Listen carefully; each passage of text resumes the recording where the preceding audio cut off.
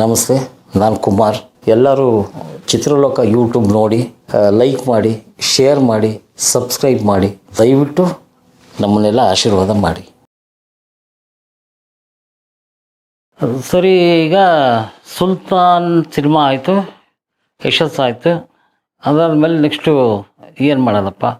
First comedy ಆಯಿತು, second patriotism, ಈ ಮೂರನೇದು ಏನು ಮಾಡೋಣ ಅನ್ನೋಷ್ಟರಲ್ಲಿ ನಮ್ಮ ಗೊಟ್ಗೆರೆ ವೇಣು ಅಂತ ಆ ಉಶ್ ಫಿಲಿಮಲ್ಲಿ ಕುಂಟನ್ ಕ್ಯಾರೆಕ್ಟ್ರು ಮಾಡಿದ್ದ.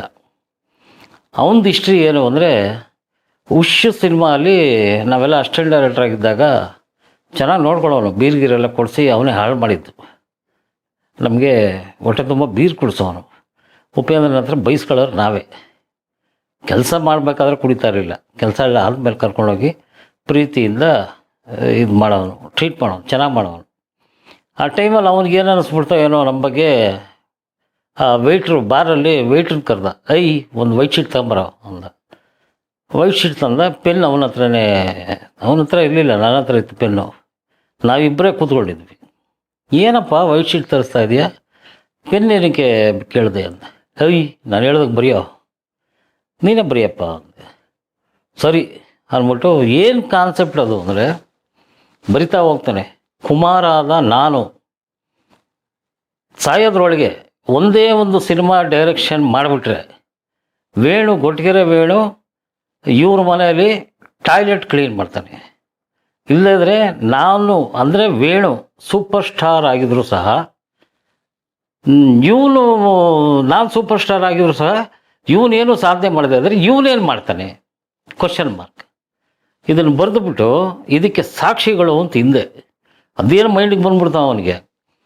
ಸಾಕ್ಷಿಗಳು ಉಪೇಂದ್ರ, ಅಗ್ನಿ ದಿವ್ಯ, ಡಾಕ್ಟರ್ ವೆಂಕಟ್ ಜನಾರ್ದನ್, ಗೋಪಾಲ, ಮುರಳಿ ಮೋಹನ್, ನಮ್ಮದು 8 ಜನ ಏನು ಅಷ್ಟ ದಿಕ್ಪಾಲರ ಥರ ಇದ್ವು, ಅವ್ರದ್ದೆಲ್ಲ ಬರ್ದ ಸಾಕ್ಷಿಗಳು ಅಂತ.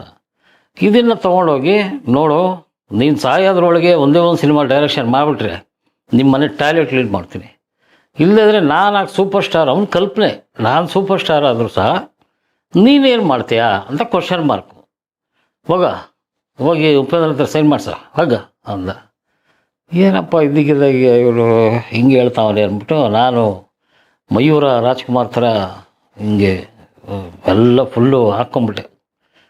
ಓಹೋ, ಇವನು ಈ ರೇಂಜಿಗೆ ಹೋಗ್ಬಿಟ್ಟಿದ್ದಾನೆ ಅಂತ ಸೀರಿಯಸ್ಸಾಗಿ ಹೋಗ್ಬಿಟ್ಟು ಉಪೇಂದ್ರ ಅವ್ರ ಹತ್ರ ಸ್ವಾಮಿ ನೋಡಿ ಹಿಂಗೆ ಬರ್ಕೊಟ್ಟವನೆ, ಸೈನ್ ಮಾಡಿ.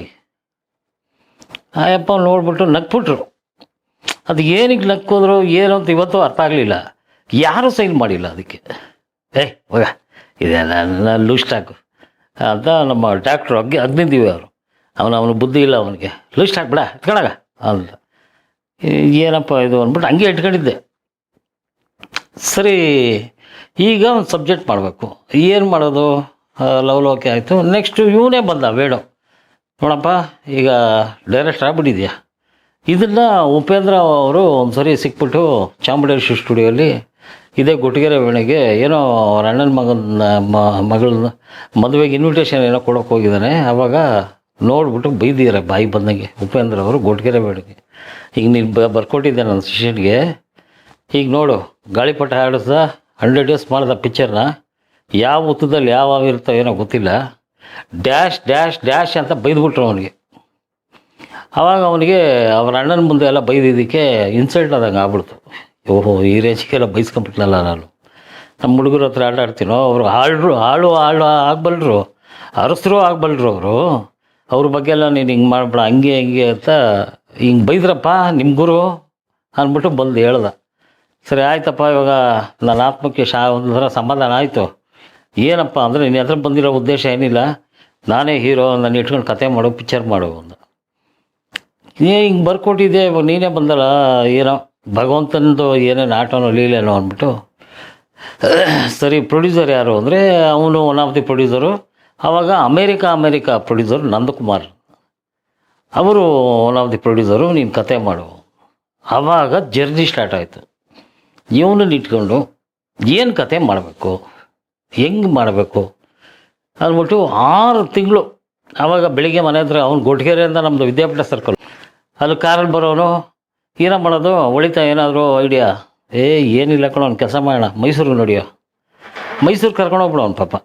ಮೈಸೂರು ಕರ್ಕೊಂಡೋಗಿ ಅಲ್ಲಿ ಫುಲ್ಲು ಇದು ಮಾಡಿಕೊಂಡು ನಮ್ಮದು ಆಟಗಳು ಆಡಿಕೊಂಡು ತಿರ್ಗಾ ಈಚೆ ಮೈಸೂರಿಂದ ಬೆಂಗಳೂರಿಗೆ ಬರೋಷ್ಟರಲ್ಲಿ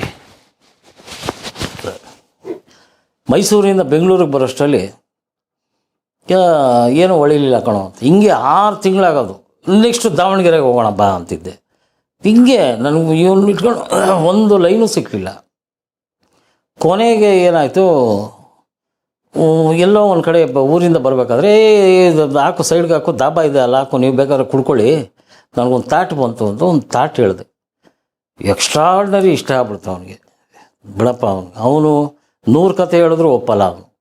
ಅಂಥದ್ರಲ್ಲಿ ಎಕ್ಸ್ಟ್ರಾರ್ಡ್ನರಿ ಒಂದು ತಾಟ್ ಸಿಕ್ಕಿದೆ ಅಂದಿದ ತಕ್ಷಣ ಸೈಕಾಪಟ್ಟೆ ಖುಷಿಯಾಗಿ ತಬ್ಕೊಂಡು ಕಿಸ್ಸೆಲ್ಲ ಹೊಡೆದು ತಿರ್ಗಾ ನಂದಕುಮಾರ್ ಹತ್ರ ಹೋಗ್ಬೇಕೀಗ.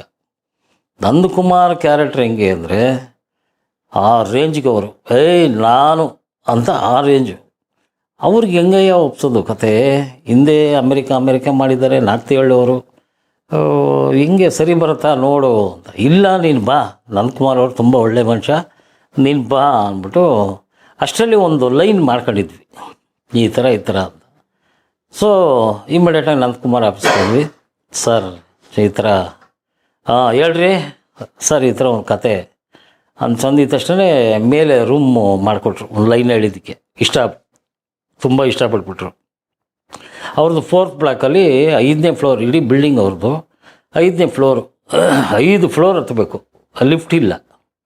ಅವರು ಸರ್ ಅಂತ ಹತ್ಕೊಂಬರೋರು, ಸಿಗರೇಟ್ ಕೈಯಲ್ಲಿ ಇಟ್ಕೊಂಡು. ನಾವು ಹತ್ತಷ್ಟರಲ್ಲಿ ಅಲ್ಲಲ್ಲಿ ಬಸ್ ಸ್ಟಾಪ್ ಥರ ನಿಂತ್ಕೊಳ್ತಾ ಇದ್ವಿ. ಸರಿ ಹೋಗಿ ರೂಮೆಲ್ಲ ಸೆಟ್ರೇಟ್ ಆಯಿತು. ಅಲ್ಲಿ ಸ್ಟಾರ್ಟ್ ಮಾಡಿದ್ವಿ ವರ್ಕು. ಹೆಚ್ಚು ಕಮ್ಮಿ 1 ವರ್ಷ ಆಗೋಯ್ತು ಸ್ಕ್ರಿಪ್ಟ್ ವರ್ಕು. ಆ ಸ್ಕ್ರಿಪ್ಟ್ ವರ್ಕ್ ಹೆಂಗಿದೆ ಅಂದರೆ ಅದನ್ನು ಹೊಟ್ಟೆ ತುಂಬ ಕುಡಿದ್ಬಿಟ್ಟೆ ಕತೆ ಬರೀಬೇಕು. ಆ ಪೊಸಿಷನ್ಗೆ ಬಂದುಬಿಟ್ವಿ ಎಲ್ಲ ನಮ್ಮ ಟೀಮೇ. ಬೆಳಿಗ್ಗೆ 6 ಗಂಟೆಗೆ ಕುಡಿತಾಯಿದ್ರು ಅವರು. ಆ ಹ್ಯಾಂಗ್ ಓವರೆಲ್ಲ ಗುಂಗಲ್ಲಿ ಇದ್ಕೊಂಡು. ಆ ಕ್ಯಾರೆಕ್ಟ್ರ್ ಹಂಗಿತ್ತು. ಅಲ್ಲ ಕಣೋ, ಆ ಕ್ಯಾರೆಕ್ಟ್ರ್ ಹಂಗೆ ಇರ್ತದೆ ಅಂದ್ಬಿಟ್ಟು ನೀವು ಹಿಂಗೆ ಕುಡ್ಕೊಂಡು ಸಾಯ್ತಾ ಇದ್ದೀರಲ್ಲೋ ಹೆಂಗೆ ಅಂತ ನಾವು. ಅಲ್ಲಿ ಏನಾಗೋದು, ನಮ್ಮ ತ್ರಿಶೂಲಿ ಅಂತಿದ್ದ, ಪ್ರಕಾಶ್ ತ್ರಿಶೂಲಿ ಅಂತ ಡೈಲಾಗ್ ರೈಟ್ರು, ತುಂಬ ವೆರಿ ಗುಡ್ ಟ್ಯಾಲೆಂಟೆಡು. ಇವಾಗ ಹುಡುಕಿದ್ರು ಅಂತವ್ರು ಸಿಗೋಲ್ಲ. ತುಂಬ ಹೊಟ್ಟೆ ತುಂಬ ಕುಡಿತಾ ಇದ್ದ ಪಾಪ. ತಲೆ ತುಂಬ ಬುದ್ಧಿ ಇತ್ತು, ಹೊಟ್ಟೆ ತುಂಬ ಕುಡಿಯೋರು, ತಿಂತಾ ಇರಲಿಲ್ಲ. ಬೆಳಿಗ್ಗೆ ಒಂದು ಇಡ್ಲಿ ಕೊಟ್ಟರೆ ಆ ಇಡ್ಲಿ ರಾತ್ರಿವರೆಗೂ ಇರೋದು. ಕುಡಿಯೋದು ಮಾತ್ರ ತುಂಬ ಕುಡಿದು ಅಷ್ಟೇ ಚೆನ್ನಾಗಿ ಔಟ್ಪುಟ್ ಕೊಡ್ತಾಯಿದ್ದವು. ತುಂಬ ಜ್ಞಾನಿ ಅವನು. ಅವನದು ಒಂದು ಮೈನಸ್ ಏನು ಅಂದರೆ ಬೆಳಗ್ಗೆನೇ ಕುಡಿತಾ ಇದ್ದ. ಅವನು ಗ್ಲಾಸ್ ಇಟ್ಕೊಂಡ್ರೆ ನಾನು ಒಂದು ಜೊತೆ ಡಿಸ್ಕಷನ್ ಮಾಡ್ತಾಯಿದ್ರೆ ಬಾಟ್ಲು ಅಲ್ಲಿ ಇರಬೇಕಾದ್ರೆ ಬೇರೆಯವ್ರು ಬಂದು ನೋಡಿದಾಗ ಇವರಿಬ್ಬರು ಡೈರೆಕ್ಟ್ರು ರೈಟ್ರು ಇಬ್ಬರು ಬೆಳಿಗ್ಗೆನೇ ಕುಡಿತಾವ್ರೆ, ಈ ಥರ ಆಗ್ಬಿಡೋದು, ಈ ಥರ ಹರಡ್ಬಿಡೋದು. ನಾವು ಕುಡಿದೇ ಇದ್ರು ಈ ಚಿಲ್ಮರದ ಕೆಳಗೆ ಕೂತ್ಕೊಂಡು ಮಜ್ಜಿಗೆ ಕುಡಿದ್ರು ಕುಡ್ದ ಎಂಡ ಅಂತಾರಲ್ಲ, ಆ ಥರ. ಸೊ ಆ ಥರ ಒಂದು ಕತೆ ಎಲ್ಲ ರೆಡಿ ಆಯಿತು. ಇನ್ನೇನು ಶೂಟಿಂಗು ಅದು ಇದು ಪ್ಲಾನಿಂಗ್ ಅಂದರೆ ನಂದಕುಮಾರ್ ಅವರು ಬೇರೆ ಒಂದು ಆಯಾಮ ಓಪನ್ ಮಾಡಿದ್ರು. ಏನಿಲ್ಲ, ಬೇರೆ ಒಬ್ಬ ಹೀರೋ ಹೆಸರು ಬೇಡ, ಅವರಿಗೆ 80 ಲಕ್ಷ, ನಿಮಗೆ ಒಂದು 20 ಲಕ್ಷ ಕೊಡ್ತೀನಿ. ಇದು ಹೇಳ್ತಾ ಇರೋದು 2000 ಇಸ್ವಿ, 2000 ಇಸ್ವಿಯಲ್ಲಿ ನಿಮ್ಗೊಂದು 20 ಲಕ್ಷ ಎಲ್ಲ ಆ ಹೀರೋ ಹಾಕ್ಕೊಂಡು 80 ಲಕ್ಷ ಅವನ್ನ ಇಟ್ಕೊಂಡು ಪಿಕ್ಚರ್ ಮಾಡಿ. ನನಗೆ ಅಲ್ಲಿ ಒಂಥರ ಅನ್ನಿಸ್ತು, ಇದು ಯಾಕೆ ಸರಿ ಬರ್ತಾಯಿಲ್ಲ. 1 ವರ್ಷದಿಂದ ಇವನೇ ವೇಣುನೇ ಹೀರೋ ಅಂತ ವೇಣುಗೆ ಕತೆ ಮಾಡಿ ಅವನ್ನೇ ಅವ್ರ ಜೊತೆ ಹೋಗಿ ಎಲ್ಲ ಮೀಟ್ ಮಾಡಿ ಖರ್ಚೆಲ್ಲ ಅವನೇ ಮಾಡಿ ಎಲ್ಲ ಮಾಡಾದ್ಮೇಲೆ ಈಗ ಟ್ರ್ಯಾಕ್ ಚೇಂಜ್ ಆಗಿದೆ ಅಂದರೆ ನನ್ನ ಒಳಗೆ ಒಂದು ಮನಸ್ಸು ಅಂತ ಇರುತ್ತಲ್ಲ, ಮನಸ್ಸಾಕ್ಷಿ, ಅದು ಒಪ್ಪಲಿಲ್ಲ. ನಂದಕುಮಾರ್ ಹೇಳಿದ್ರು. ಹೀರೋ ಕೊಟ್ಟಿಗೆರೆ ವೇಣುನೇ ಹೀರೋ ಬಂದು, ಅದು ಉಪೇಂದ್ರ ಅವ್ರ ಹೀರೋ ಅಂದರು. ಉಪೇಂದ್ರ ಹೀರೋ, ಅವ್ರನ್ನ ಹಾಕೋ ನಿನ್ನ ಡೈರೆಕ್ಟ್ರು ಅಂತ. ನಾನು ಯೋಚನೆ ಮಾಡಿದೆ, ಇಲ್ಲ ಇವ್ರಿಗೆ ಕತೆ ಮಾಡಿಬಿಟ್ಟು ಪಾಪ ಇವನೇನೋ ಆಸೆ ಇಟ್ಕೊಂಡಿದ್ದ, ಇವನು ಖರ್ಚು ಮಾಡಿದ್ದಾನೆ, ಎಲ್ಲ ಮಾಡಿದ್ದಾನೆ. ಈಗ ಫೈನಲ್ ಮೂಮೆಂಟಲ್ಲಿ ಈ ಥರ ಇತ್ತು ಅಂದರೆ ಮನಸ್ಸು ಒಪ್ಪಲಿಲ್ಲ. ಸರ್ ನೋಡೋಣ, ಟೈಮ್ ಬಂದಾಗ ನಾನು ನಿಮ್ಮ ಆಫೀಸಿಗೆ ಬರ್ತೀನಿ ಸರ್ ಅಂತ ವಾಪಸ್ ಬಂದುಬಿಟ್ಟೆ. ವಾಪಸ್ ಬಂದು ನೆಕ್ಸ್ಟ್ ಏನು ಇದು ಅವನು ವೇಣುಗೂ ಹೇಳಲಿಲ್ಲ ನಾನು. ಈ ಥರ ಹೇಳಿದ್ರೆ ಅಪ್ಸೆಟ್ ಆಗ್ತಾನೆ ಅವನು ಅಂತ. ನಾನೇ ಸುಮ್ಮನೆ ಆಗ್ಬಿಟ್ಟೆ. ಸ್ವಲ್ಪ ಗ್ಯಾಪು, ಆಮೇಲೆ ನೋಡೋಣ ತಂಗೆ ಡಿಸಾಲ್ವ್ ಆಯ್ತು. ಒಂದು 4-5 ತಿಂಗಳಾದಮೇಲೆ ಏನು ಮಾಡೋದು ಮುಂದೆ, ಅದೇ ಬ್ಲ್ಯಾಂಕ್ ಬಂತು. ಅದೇ ಈಗೇನು ಅದೇ ನಮ್ಮ ಪ್ರೊಡ್ಯೂಸರು ನಮ್ಮ ಕೇಶವ ನರಸಿಂಹ ಅವರು ಕುಮಾರ್ ಬನ್ರಿ ಪಿಕ್ಚರ್ ಮಾಡೋಣ